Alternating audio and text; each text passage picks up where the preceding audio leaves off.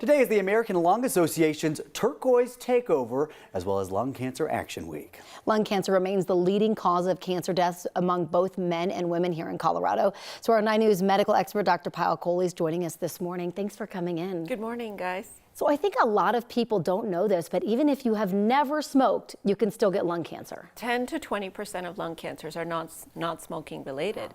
And if you think about our lungs, they're essentially a conduit right into our body, right?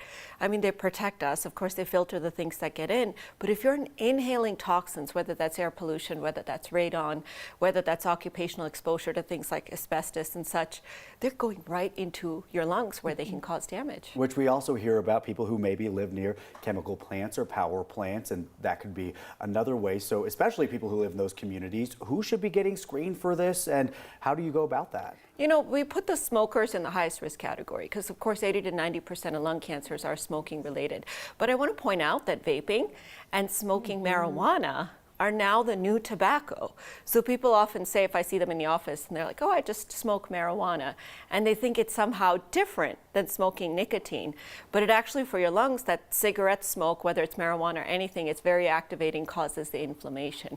So we screen smokers, anyone who has a greater than 20 pack year history, which means the number of packs you smoked times the number of years. Now, when it comes to marijuana, we don't know how to quantify that because we're still learning and collecting data about that. But if you're someone who smokes marijuana regularly and you maybe have a family history or what have you, you probably want to talk to your doctor about lung cancer screening. Yeah. Aside from not smoking, obviously, marijuana or cigarettes or vaping, what else can we do to reduce our risk? One thing here in Colorado especially we should be mindful of is the radon exposure, because that's sort of the second leading cause after cigarette smoke of lung cancer. And you know, radon is a colorless, odorless gas that comes from the ground. It's radioactive.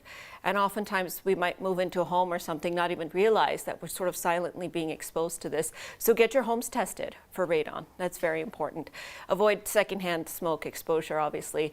And then just when it's polluted outside or what have you, just try to protect yourself, limit your exposure to those types of toxins as well. So for everybody who's hearing this, and maybe they used to be a smoker, or they vape, or they smoke marijuana, or they just breathe in the air and they're worried about it, what are some signs and symptoms they can be looking out for if this is something they're worried about? So, you know, lung cancer, and there's many different types. It's kind of an umbrella term, but it includes many different types of cancers, can present in a number of different ways. But most commonly, you'll have something like cough, unintentional weight loss, recurrent infections or pneumonias, because that cancer could be occluding a part of the lung where, you know, the bacteria continues to sort of get trapped or what have you.